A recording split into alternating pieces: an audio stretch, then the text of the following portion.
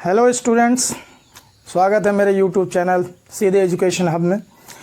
हम चलेंगे आज सरफेस केमिस्ट्री के बचे हुए टॉपिक्स जो हैं हमारे पास। हार्डे सुलझे लॉ तक लास्ट वीडियो तक हमने पढ़ा।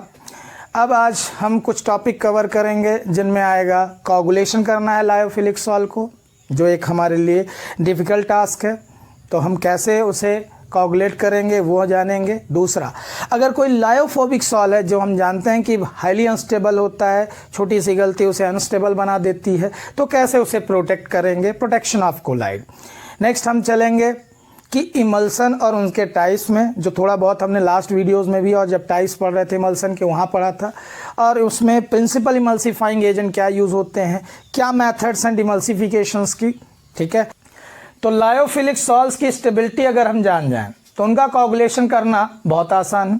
तो कोगुलेशन कराने के लिए पहले स्टेबिलिटी पे चलते हैं कि lyophilic salts are stable due to. तो पहला कारण हमें पता है कि सभी कोलाइडल पार्टिकल्स में क्या होता है, चार्ज ऑन कोलाइडल पार्टिकल्स। और दूसरा बड़ा कारण, जैसा कि उनके नाम ही सजेस्ट कर रहा है उनका, कि लायोफिलिक नेचर के हैं। लायो मीन्स सॉल्वेंट, फिलिक यानी लविंग, यानी एक्सटेंसिव सॉल्वेशन, म्यूचुअल सॉल्वेशन होता है कोलाइडल पार्टिकल्स का किसके साथ, सॉल्वेंट यानी डिस्पर्सन मीडियम के साथ। डिस्पर्स फेज के चारों तरफ डिस्पर्सन मीडियम की कई लेयर्स जमा होती हैं जब हम लायोफिलिक सॉल्ट्स को ऑब्जर्व करते हैं। तो अगर ये दोनों चीज़ें हटा दी जाएं तो आपको बहुत आसान है किसी भी कोलाइड को, लायोफिलिक सॉल्ट को प्रेसिपिटेट कराना। तो अगर मैंने यहाँ देखा कि एक लायोफिलिक सॉल्ट है जिसमें डिस्पर्स फेज सॉलिड है जो डिस्पर्सन मीडियम के साथ म्यूचुअली इंटरैक्ट कर रही है। अब ढेर सारी लेयर्स और उसके बाद उसमें कोई कन्वेंशनल चार्ज या तो पॉजिटिव है सभी में, या तो फिर दूसरा कोलाइड आप देखेंगे तो निगेटिव होगा। तो लायोफिलिक सॉल्ट्स में ये स्टेबिलिटी के दो कॉज हैं। अगर इन्हें हटाना है तो आपके पास क्या तरीके हैं, तो इसे हटाना है आपको, तो आप इस कोलाइड में, लायोफिलिक सॉल्ट में कोई एक ऐसा सॉल्वेंट यूज कर लीजिए। जैसे अगर ये हाइड्रोसॉल है, वाटर है इसमें पहले से अवेलेबल, तो कोई अदर सॉल्वेंट, जैसे आपने petrol, hydrocarbons, higher hydrocarbons use कर लिए, ऑयल यूज़ कर दिया, तो जो म्यूचुअलिटी थी इसकी डिस्पर्स फेज की डिस्पर्सन मीडियम से, वो हट जाएगी। यानी आपको सॉल्वेशन को हटाना है, यानी सॉल्वेंट की लेयर्स को हटा देना है। तो उसे आप रिमूव कैसे कर सकते हो, आपने ऐसा सॉल्वेंट यूज़ किया कि डिस्पर्सन मीडियम की लेयर्स डिस्पर्स फेज के ऊपर से हट गई। मैं ये कह रहा हूँ कि ये जो लेयर्स या फिल्म्स हैं जो डिस्पर्सन मीडियम किसके अराउंड हैं, डिस्पर्स फेज के, वो हट जाएंगी। तो आपका कोलाइडल पार्टिकल एक्सपोज हो जाएगा, उसका चार्ज बाहर आ जाएगा, और जैसे ही आप छोटी सी भी क्वांटिटी डालते हो इलेक्ट्रोलाइट की, वो प्रेसिपिटेट हो जाएगा। तो आपके पास पहली जानकारी ये हो कि लायोफिलिक सॉल्ट की स्टेबिलिटी किन कारणों से है। तो ये दो बड़े कारण हैं जिनके कारण से वो स्टेबल होते हैं। Lyophilic salts are stable due to charge on colloidal particles and their extensive solvation. तो जितना ज़्यादा सॉल्वेशन होगा उनके पार्टिकल्स में, उतना ज़्यादा म्यूचुअल होंगे डिस्पर्सन मीडियम से, और इतना ही ज़्यादा स्टेबल रहेंगे। तो अगर इसे आपको अनस्टेबल करना है, यानी कोगुलेशन कराना है, प्रेसिपिटेशन कराना है, तो आप दोनों इन पैरामीटर्स को हटा दीजिए। तो पहला, ये जो आपको सॉल्वेशन दिखा है उसके लिए आप क्या करेंगे, एक सुटेबल सॉल्वेंट यूज करेंगे अदर देन डिस्पर्सन मीडियम। इसलिए अदर सॉल्वेंट यूज वर्ड लिखा है मैंने, कि इस डिस्पर्सन मीडियम के अलावा कोई डिस्पर्सन मीडियम इसमें ऐड करेंगे, यानी सॉल्वेंट ऐड करेंगे। तो सॉल्वेंट के इंटरेक्शन होने लगेंगे, तो वो सॉल्वेंट किसकी सरफेस छोड़ देगा, डिस्पर्स फेज की सरफेस छोड़ देगा। वो जो म्यूचुअल इंटरेक्शन सॉल्वेंट और डिस्पर्स फेज के बीच में हो रहा था, यानी सॉलिड और लिक्विड के बीच में हो रहा था, वो हट जाएगा। क्योंकि लिक्विड को लिक्विड में मिक्स करोगे तो उनका म्यूचुअल इंटरेक्शन अच्छा है, तो वो जैसे इंटरेक्ट उससे करने लगेगा तो डिस्पर्स फेज एक्सपोज हो जाएगा। और जैसे ही चार्ज आया, जो उनकी स्टेबिलिटी का दूसरा कारण है, आप इस चार्ज ऑन कोलाइडल पार्टिकल्स को हटा सकते हो सबसे बेस्ट सुटेबल मेथड से, जिसमें आपने पढ़ा था हार्डे सुलझे लॉ भी, एडिशन ऑफ सुटेबल इलेक्ट्रोलाइट। ठीक है, हाँ, तो बच्चों अब अगला टॉपिक है प्रोटेक्शन ऑफ लायोफोबिक सॉल्ट। क्यों ज़रूरत इसकी क्यों पड़ी? उसका कारण है कि लायोफोबिक सॉल्ट्स क्या है, हाईली अनस्टेबल हैं, बहुत ही डर है इनके स्टेबिलिटी के पीछे। तो जैसे ही कोई इलेक्ट्रोलाइट ऐड हो जाएगा कहीं से भी तो ये अनस्टेबल हो जाएंगे, प्रेसिपिटेट हो जाएंगे, कोगुलेट हो जाएंगे। तो इनका प्रोटेक्शन भी ज़रूरी है अगर आपको नीड है कि इन्हें लंबे समय तक चलाना है। ऐसी बहुत सारी मेडिसिन हैं जो कोलाइडल प्रिपरेशन में होती हैं, तो उन्हें अगर आपको लंबे समय तक चलाना है तो वो अनस्टेबल ना होने पाए, प्रेसिपिटेट होने ना पाए, तो आप ऐसा क्या करते हैं, तो उसमें चलते हैं कि अगर लायोफोबिक सॉल्ट को प्रोटेक्ट करना है तो उसके लिए आप यूज़ करेंगे लायोफिलिक सॉल्ट्स। यानी लायोफोबिक सॉल्ट्स को प्रोटेक्ट करता है लायोफिलिक सॉल्ट, मतलब कि आप यूज़ कर रहे हैं प्रोटेक्टिव कोलाइड, जिसका नेचर है कि मैं दूसरे कोलाइड को प्रोटेक्ट करूं, प्रिवेंट करूं कोगुलेशन से। तो इसमें मैकेनिज्म क्या है, जैसे लायोफोबिक सॉल्ट में आपको पता है कि ये जो डिस्पर्स फेज है, जो डिस्पर्सन मीडियम में प्रेजेंट है, इन दोनों के इंटरेक्शन अच्छे नहीं हैं। तो आप ये कौन सा सॉल्ट ले रहे हैं, लायोफोबिक सॉल्ट, और अगर आपको इसके प्रेसिपिटेशन कोगुलेशन को बचाना है यानी प्रोटेक्शन करना है इसका, तो आप इसमें ऐड करेंगे लायोफिलिक सॉल्ट। तो लायोफिलिक सॉल्ट जब डालेंगे आप तो वो क्या करता है, लायोफिलिक सॉल्ट्स के पार्टिकल जाके लायोफोबिक पार्टिकल्स के ऊपर एडजॉर्ब हो जाते हैं। यानी ये जो आपको पार्टिकल्स दिख रहे हैं ये लायोफिलिक सॉल्ट के पार्टिकल्स हैं जो एडजॉर्ब हो जा रहे हैं लायोफोबिक सॉल्ट के डिस्पर्स फेज पार्टिकल्स के ऊपर। अब इन पार्टिकल्स का यानी लायोफिलिक वालों का इंटरेक्शन अच्छा है डिस्पर्सन मीडियम के साथ, तो एक पूरी तरह से फिल्म तैयार हो जाएगी। यानी प्रोटेक्शन ऑफ लायोफोबिक सॉल्ट में आप प्रोटेक्शन किसके थ्रू करते हो, प्रोटेक्टिव कोलाइड्स के थ्रू। प्रोटेक्टिव कोलाइड्स क्या होते हैं, these are lyophilic salts which prevent the coagulation of lyophobic salt. How? तो आपको मैं ये बता रहा था कि डिस्पर्स फेज के पार्टिकल लायोफोबिक नेचर के हैं जिनका इंटरेक्शन अच्छा नहीं है डिस्पर्सन मीडियम के साथ। तो आप जैसे लायोफिलिक ऐड करेंगे तो वो एडजॉर्ब हो जाएगा किसकी सरफेस में, लायोफोबिक के। ठीक है, जैसा कि आप चैप्टर में पढ़ ही रहे हो सरफेस केमिस्ट्री, तो यहाँ पे लायोफोबिक अपनी सरफेस प्रोवाइड कर रहा है यानी एड्जॉर्बेंट की तरह बिहेव करेगा, और जिसके ऊपर एड्जॉर्ब हो जाएगा एड्जॉर्बेट लायोफिलिक सॉल्ट के पार्टिकल्स। और फिर आप जानते हो कि लायोफिलिक के अंदर नेचर है कि वो म्यूचुअल हो जाए, अच्छा एक्सटेंसिव सॉल्वेशन दिखाए किसके साथ, डिस्पर्सन मीडियम के साथ। तो इस तरह से lyophilic salts are used to protect lyophobic salts from coagulation. ठीक है, तो इसमें एक अच्छा वर्ड आता है गोल्ड नंबर और एग्जाम्पल भी। पहले ये गोल्ड नंबर क्या होती है इसकी डेफिनेशन समझें। तो अगर आपने 10 ml स्टैंडर्ड गोल्ड सॉल्ट लिया, 10 ml स्टैंडर्ड गोल्ड सॉल्ट यानी हाइड्रो गोल्ड सॉल्ट, मतलब गोल्ड मेटल को आपने वाटर डिस्पर्सन मीडियम में डिस्पर्स कराया था, तो ये आपका हाइड्रो गोल्ड सॉल्ट हुआ। अब इसे जान रहे हैं कि जितनी भी मेटल्स होती हैं सारे किस नेचर की होती हैं, लायोफोबिक नेचर की। तो जैसे आप इलेक्ट्रोलाइट डालोगे तो ये प्रेसिपिटेट करना चालू हो जाएगा। तो अगर आपको इसे प्रोटेक्ट करना है कि ये प्रेसिपिटेट ना होने पाए तो फिर आपको ऊपर से क्या ऐड करना होगा, लायोफिलिक सॉल्ट। तो मैंने कहा इस गोल्ड सॉल्ट में आप एक इलेक्ट्रोलाइट ऐड कर रहे हो 1 ml of 10% NaCl aqua solution. ये क्या है, ये इलेक्ट्रोलाइट है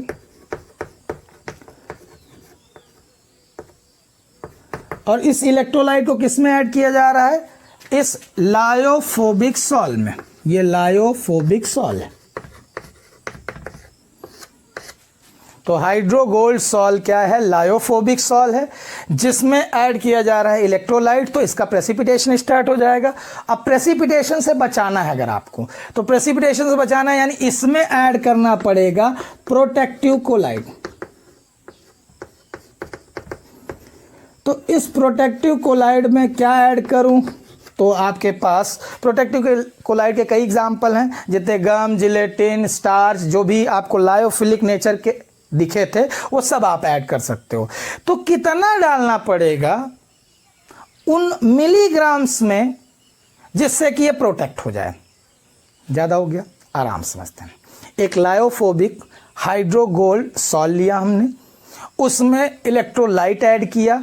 तो हम जान रहे हैं कि जैसे इलेक्ट्रोलाइट ऐड होता है तो इसका प्रेसिपिटेशन स्टार्ट हो जाएगा और मुझे इसे प्रोटेक्ट करना है, प्रिवेंट कराना है कोगुलेशन होने से। तो मुझे ऊपर से लायोफिलिक सॉल यानी प्रोटेक्टिव कोलाइड डालना पड़ेगा।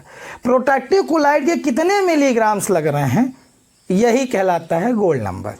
फॉर एग्जाम्पल, अगर मुझे यहाँ पे 20 से 25 मिलीग्राम स्टार्च डालना पड़ा, पोटैटो स्टार्च, तो ये इतना 20 से 25 ग्राम डालना पड़ा तब जाके प्रोटेक्ट हुआ उसका कोगुलेशन।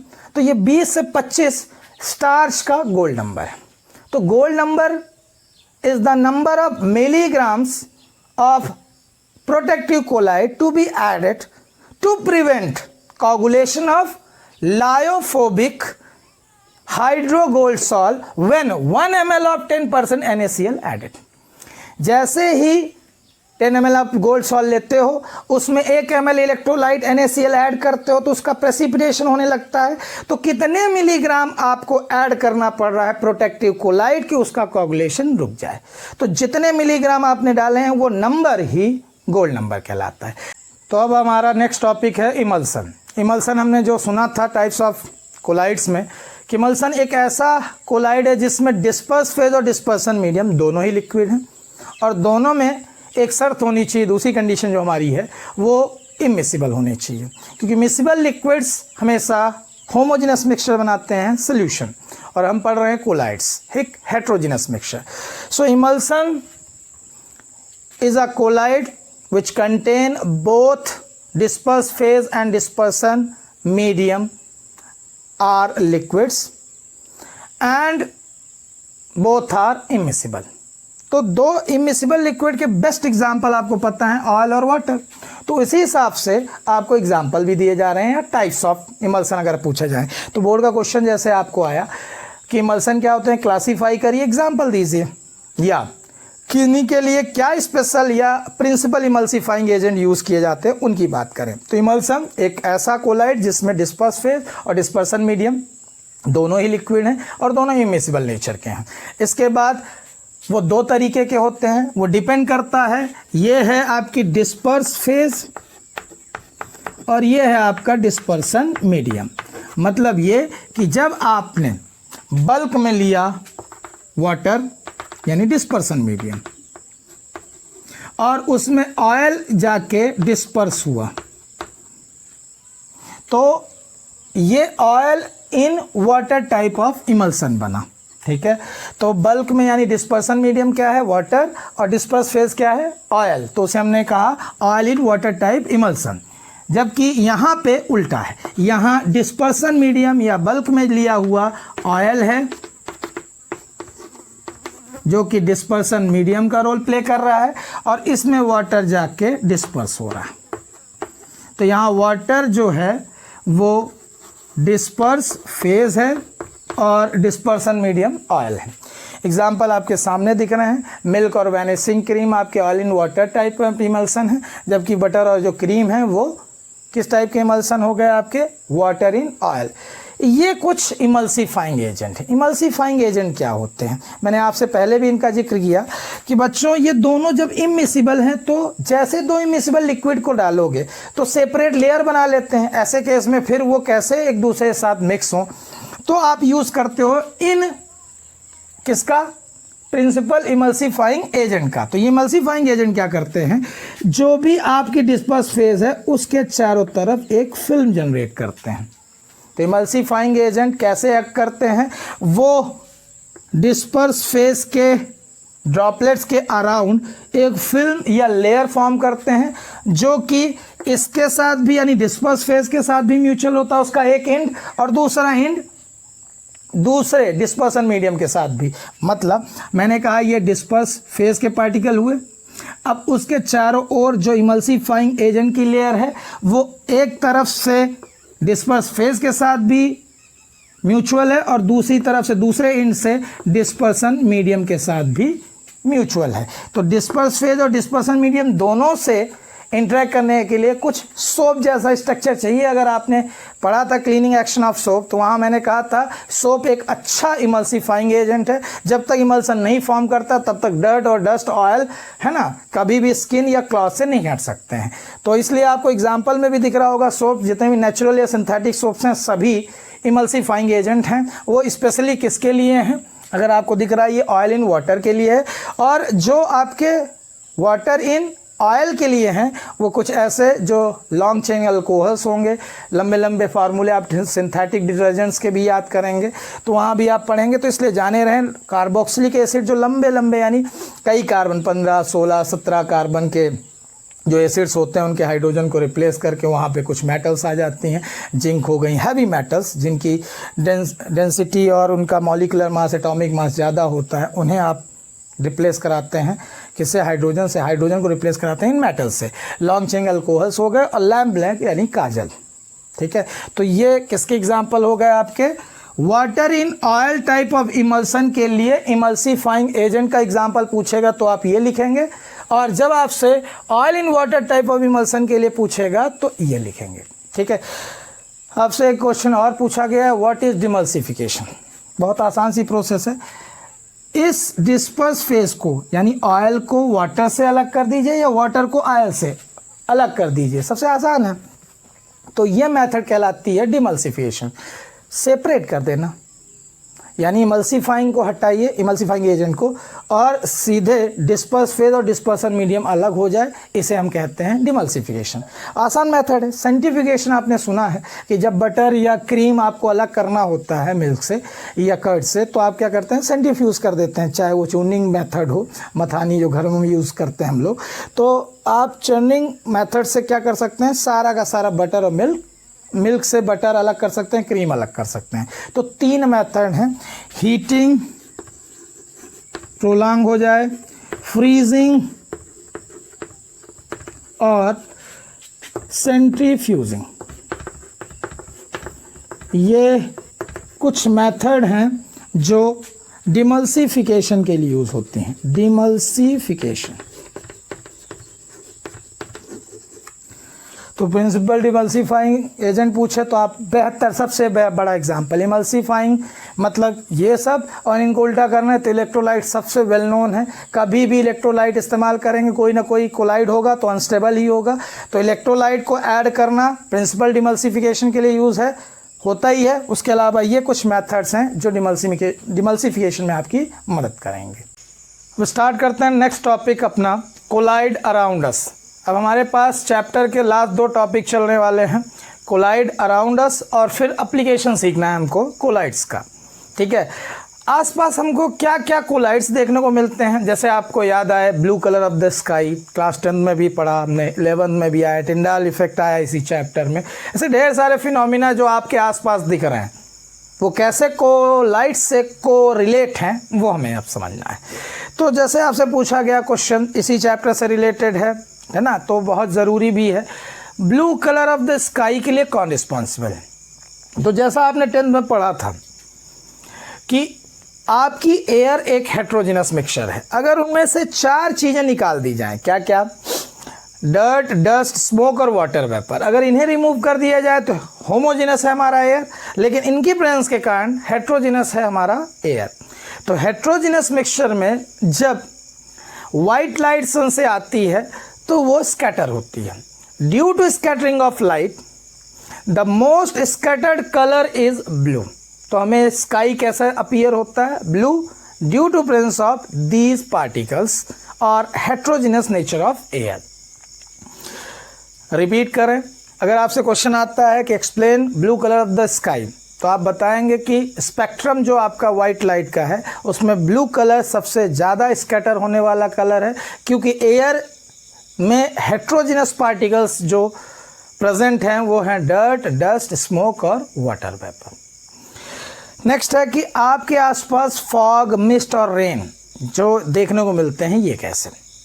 तो बच्चों आपको सबको पता है कि ठंडियों में जैसे जैसे टेम्परेचर गिरता है, जैसे किसी भी लिक्विड का एक फिक्स्ड क्या होता है, मेल्टिंग पॉइंट, बॉइलिंग पॉइंट, ऐसे ही एक टेम्परेचर होता है dew point. So dew point is that temperature where liquid condenses. यानी मैंने कहा एयर में, ये एयर आपका है जिसमें स्मोक या डर्ट और डस्ट के पार्टिकल्स हैं, वाटर वेपर भी है। तो वाटर वेपर जब इन पार्टिकल्स के ऊपर, स्मोक के पार्टिकल्स या डर्ट के पार्टिकल्स या डस्ट के पार्टिकल्स के ऊपर कंडेंस होने लगे तो ये रूप ले लेता है किसका, फॉग का। तो फॉग कैसा होता है, कई बार आपने देखा होगा ट्रांसलूसेंट रहता है और कई बार इतना ओपेक हो जाता है, यानी जब ये कंडेंसेशन बढ़ जाए तो पूरी तरह से सभी पार्टिकल्स के ऊपर वाटर वेपर पूरी तरह से कंडेंस होने के बाद एब्जॉर्ब हो जाएगी। तो ऐसे केस में आपके लिए फॉग कैसा हो जाएगा, ओपेक। तो यहाँ ये ड्यू पॉइंट क्या है, तो टेम्परेचर वो जहाँ पे वाटर वेपर कंडेंस होके डर्ट डस्ट स्मोक के ऊपर एब्जॉर्ब हो जाए। ठीक है। रेन कैसे होती है, तो आपको पीछे भी बताया गया, क्लाउड्स एग्जाम्पल हैं कोलाइड्स का, एरोसॉल हैं। तो जैसे क्लाउड्स को कंडेंसेशन के लिए एक रिलेटिवली लोअर टेम्परेचर मिलता है तो वो बड़ी होने लगती हैं बूंदें, फिर प्रेसिपिटेशन होता है। तो rain is a simple precipitation of clouds which are aerosol, a type of collide.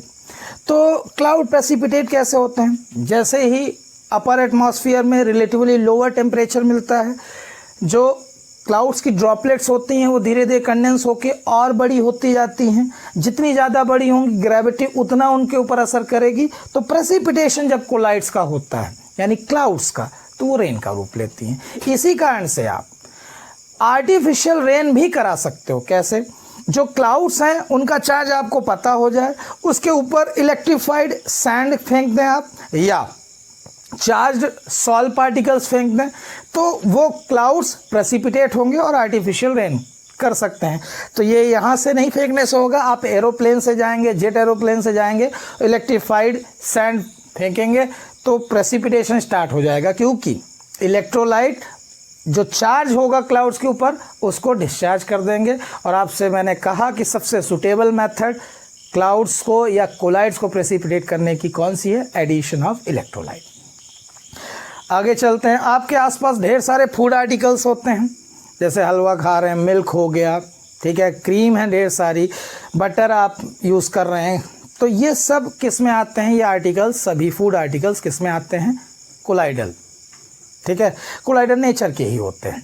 Next आपको याद आए ब्लड हमारा, तो ब्लड के अंदर एक बहुत ज़रूरी प्रोसेस होती है जिसका नाम आप जानते हैं coagulation of blood, blood clotting. कैसे क्लॉट बनता है, तो अगर आपको कहीं कट या इंजरी हुई है ना, माइनर कट हुआ, तो उसमें अगर आप एलम लगा दें तो एलम एक बहुत अच्छा डबल सॉल्ट है। डबल सॉल्ट यानी एक बहुत अच्छा इलेक्ट्रोलाइट हो सकता है जिसमें इतनी एबिलिटी है कि वो कई मॉलिक्यूल्स को, है ना, फ्रीक्वेंटली जल्दी से उसे क्या कर दे, कोगुलेट करा दे। तो ब्लड क्लॉटिंग प्रोसेस को एक्सीलरेट करने के लिए, यानी कोगुलेशन ऑफ ब्लड को एक्सीलरेट करने के लिए हम क्या इस्तेमाल करते हैं, पोटास एलम। ठीक है, इसे हम कहते हैं स्टाइप्टिक एक्शन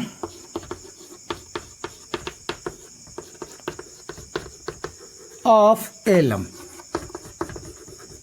तो एलम बहुत जल्दी ब्लड कोगुलेशन करा सकता है, क्योंकि इसमें आपको पता है ढेर सारे आयंस होते हैं, जैसे sulphate ion, aluminium ion, potassium ion, और हीमोग्लोबिन आपका पॉजिटिवली चार्ज है, तो ये सल्फेट आयंस उसे कोगुलेट करने में बहुत मदद करेंगे।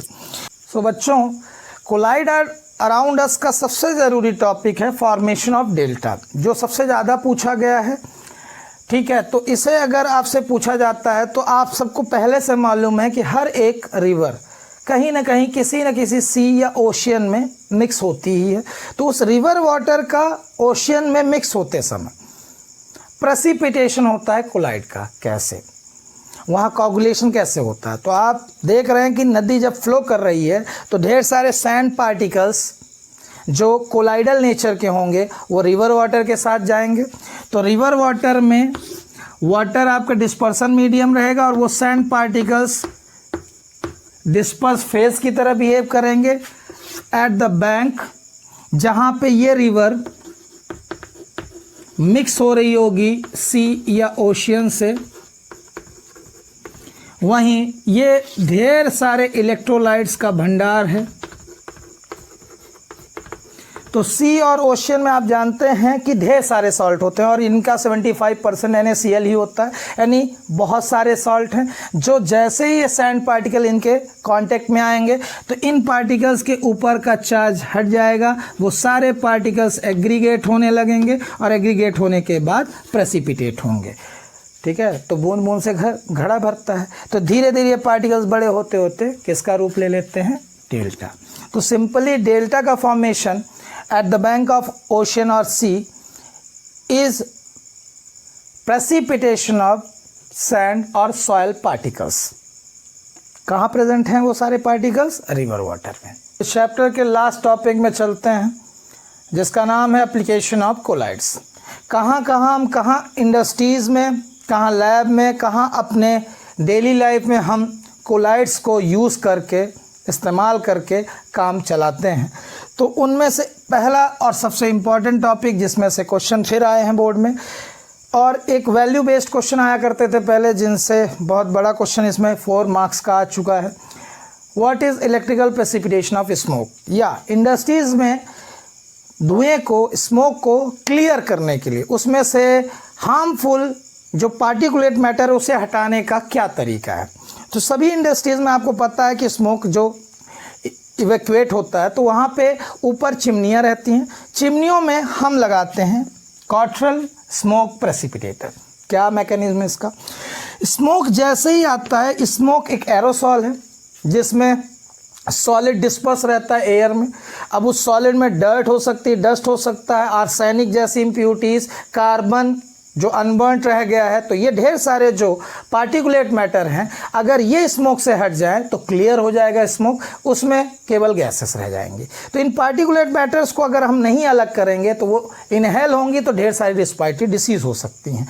तो ऐसे केस में हर एक चिमनी के साथ क्या लगाया जाता है? Cottrell precipitator. उसमें कंस्ट्रक्शन में एक इलेक्ट्रोड रहता है, स्मोक जैसा हमारा चार्ज होगा उसके अपोजिटिवली चार्ज इलेक्ट्रोड को आप यूज़ करोगे। अगर हमारा स्मोक पॉजिटिवली चार्ज आ रहा है तो ये जो इलेक्ट्रोड डिप है, लटकाया हुआ है, ये निगेटिवली चार्ज होगा। अगर ये पॉजिटिवली चार्ज है तो ये निगेटिवली चार्ज, स्मोक के अपोजिट चार्ज रखना है आपको। तो जैसे इसके कांटेक्ट में आएंगे डर्ट, डस्ट, कार्बन, आर्सेनिक जैसे पार्टिकल्स, वो डिस्चार्ज होके नीचे ऐश के रूप में कलेक्ट हो जाएंगे और आपका स्मोक क्लियर होके बाहर। तो स्मोक को क्लियर करने के लिए हम क्या इस्तेमाल करते हैं? Cottrell smoke precipitator. अब दूसरा आपके पास एप्लीकेशन आता है, जैसे आप प्यूरिफिकेशन करना चाहते हो ड्रिंकिंग वाटर का। आप सबको पता है कि बहुत बड़ा प्रोसीजर होता है, पानी को आप साफ़ करना चाहते हैं, पूरी तरह से इम्प्यूरिटीज़ उसमें से हटाना चाहते हैं। तो आपको पता है सबसे पहले जिसमें लम्फ, बड़े बड़ी चीज़ें होती हैं तो उनको फिल्ट्रेशन से अलग कर लेते हैं। ठीक है, फिल्ट्रेशन करने के बाद अब उसमें 2 तरीके इम्प्यूरिटीज़ हैं, एक कोलाइडल है और एक सॉल्युबल है। तो सॉल्युबल इम्प्यूरिटीज़ के लिए आप क्रिस्टलाइजेशन प्रोसेस, ठीक है, एवापोरेशन, ऐसी मेथड इस्तेमाल कर सकते हैं। कोलाइडल इम्प्यूरिटीज़ को अगर आपको हटाना है तो आप सिंपली उसमें एलम ऐड कर दें। और आपको पता है कि एलम एक बेहतर इलेक्ट्रोलाइट है। तो ये इलेक्ट्रोलाइट जैसे ही पहुंचेगा तो जितनी भी कोलाइडल इम्प्यूरिटीज़ हैं सब के चार्ज को हटाएगा, पार्टिकल्स जुड़ के प्रेसिपिटेट हो जाएंगे, फिल्टर कर देंगे तो सारी कोलाइडल इम्प्यूरिटीज़ रिमूव हो जाएंगी। ठीक है, फर्दर इसको आप ट्रीट कर दीजिए ओजोन या क्लोरीन ब्लीचिंग पाउडर से, तो फ्री फ्रॉम जर्म्स भी हो जाएगा। तो ये पानी पीने ही लायक पूरी तरह से हो गया। अब तीसरा एप्लीकेशन समझते हैं, जहाँ पे आप मेडिसिन्स बनाते हैं कोलाइड्स की मदद से। जैसे आपको कुछ एग्जाम्पल याद हैं, आई लोशन हो गया, ठीक है, उसके अलावा कोलाइडल एंटीमनी है जो काला अजार जैसी डिसीज़ से हमको यानी आपके लिए सजेशन ये है, इन सेगमेंट से जो अच्छे एग्जाम्पल्स हैं उन्हें अंडरलाइन करिए। और पहली लाइन एक कॉमन आप लिख सकते हैं, colloids have very wide application in medicines. For example एर्गिरॉल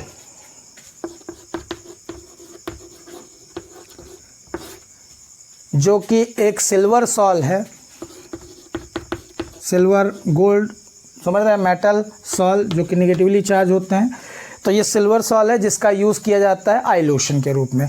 ऐसे ही कोलाइडल एंटीमनी है, जो उस कोलाइडल एंटीमनी का इस्तेमाल किया जाता है काला आजार डिसीज़ से, है ना, क्योर उसके ट्रीटमेंट में। और भी आपको एक एग्जांपल याद आए, गोल्ड सॉल, इसका इस्तेमाल किया जाता है इंट्रामस्कुलर इंजेक्शंस में। इंट्रामस्कुलर इंजेक्शन में, इंजेक्शन कई तरीके से लगते हैं, आईवी लगते हैं, ठीक है, आर्टरीज में लग रहे हैं, वेंस में लग रहे हैं, मसल्स में लग रहे हैं। तो जब मसल्स में लगाते हैं तो मेडिसिन्स के लिए एक ये आपका डाइल्यूएंट हो जाएगा, ठीक है, इसी में मेडिसिन्स को डिज़ोल्व करके जब इंजेक्शन के थ्रू लगाया जाएगा तो धीरे धीरे, है ना, डिलेड रिलीज़ देती है मेडिसिन, ठीक है, आईएम इंजेक्शन में गोल्ड सॉल। हाँ तो बच्चों, टैनिंग एक ऐसी इम्पॉर्टेंट मेथड जिससे आप लेदर को हार्ड कर पाते हो। आपके आसपास लेदर के जितने भी प्रोडक्ट दिख रहे हैं, पर्स या बेल्ट, वो सभी हार्ड लेदर से बनते हैं। इतनी हार्डनेस आती कहाँ है लेदर में? तो उस हार्डनेस के पीछे नाम आता है टैनिंग का। टैनिंग एक ऐसी प्रोसेस जिसमें आप पहले एनिमल हाइड्स का कोलाइडल सॉल्यूशन बनाते हो जो कि पॉजिटिवली चार्ज होता है। टैनिन प्रोडक्ट आपको मिलता है, उस टैनिन का जब आप कोलाइडल सॉल्यूशन बनाते हो तो वो निगेटिवली चार्ज कोलाइडल सॉल्यूशन बनाता है। एक प्रोसेस आपने सुनी थी, जब किसी कोलाइड को प्रेसिपिटेट या कोगुलेट करना होता है तो आप दो अपोजिटिवली चार्ज कोलाइड्स को मिक्स कर देते हो, तो इसे नाम दिया गया था म्यूचुअल कोगुलेशन।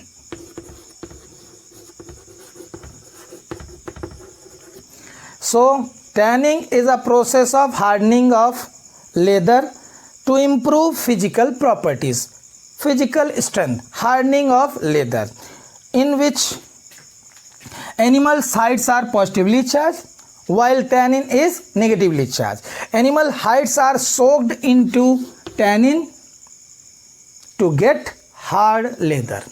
तो इतनी आसान सी प्रोसेस है, एनिमल हाइड्स का कोलाइडल सॉल्यूशन बनाना है जो कि पॉजिटिवली चार्ज रहेगा, टैनिन जो आपको मिलेगा वो नेगेटिवली चार्ज होगा, दोनों का म्यूचुअल कोगुलेशन होकर प्रेसिपिटेट जो होगा लेदर, उसके जहाँ भी पोर्स जिनके कारण वो कमज़ोर हो रहा था उन पोर्स में भी टैनिन जमा हो जाएगा और लेदर स्ट्रॉन्ग इनफ हो जाएगा।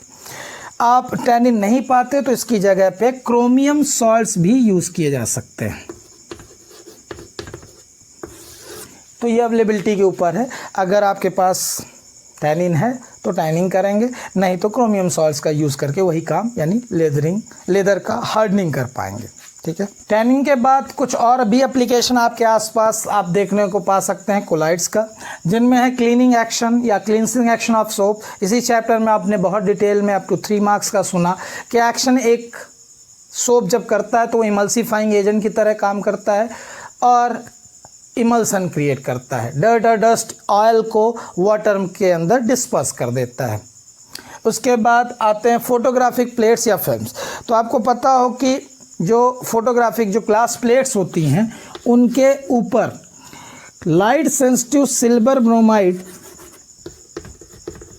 या सिल्वर क्लोराइड को कोलाइडल डिस्पर्सन इसके ऊपर अप्लाई किया जाता है। ग्लास प्लेट्स के ऊपर सिल्वर ब्रोमाइड या सिल्वर क्लोराइड का कोलाइडल डिस्पर्सन लगाया जाता है जिससे कि ब्लैक एंड वाइट फोटोग्राफी की जा सके। तो फोटोग्राफिक प्लेट्स और फिल्म्स भी कोलाइडल डिस्पर्सन से बनती हैं, किसके? लाइट सेंसिटिव सिल्वर ब्रोमाइड से। नेक्स्ट आते हैं रबर इंडस्ट्रीज़ में, जहाँ से रबर मिलता है हमको। नेचुरल रबर लैटेक्स है, रबर प्लांट से जब कट करके उसमें से जो आपका एग्जीड्यूट निकलता है जिसे हम लैटेक्स कहते हैं, वो लैटेक्स आपका नेगेटिवली चार्ज रहता है, यानी रबर के पार्टिकल्स जो अंदर हैं ये नेगेटिवली चार्ज कोलाइडल डिस्पर्सन होते हैं। तो इनका आप क्या कराएंगे? पॉजिटिव इलेक्ट्रोलाइट डाल के इसका प्रेसिपिटेशन करा देंगे, तो लैटेक्स का जैसे ही प्रेसिपिटेशन होगा आपको रबर मिल जाएगा, ठीक है। नेक्स्ट, इंडस्ट्रियल प्रोडक्ट आपने ढेर सारे सुने हैं जो कोलाइडल डिस्पर्सन ही होते हैं। पेंट्स जिनमें लिखा ही रहता है इमल्सन, और आपने सबने सुना है कि इमल्सन क्या है, एक तरीके का कोलाइड। इंक हो गई, प्लास्टिक्स हो गए, ढेर सारे हमारे आसपास क्या मिलते हैं, कोलाइड्स। तो इस तरह से ये चैप्टर ख़त्म होता है। अब बचे हैं एनसीईआरटी के इंटेक्स और सॉल्यूशन, जो अगले वीडियो में मिलेंगे आपको। धन्यवाद।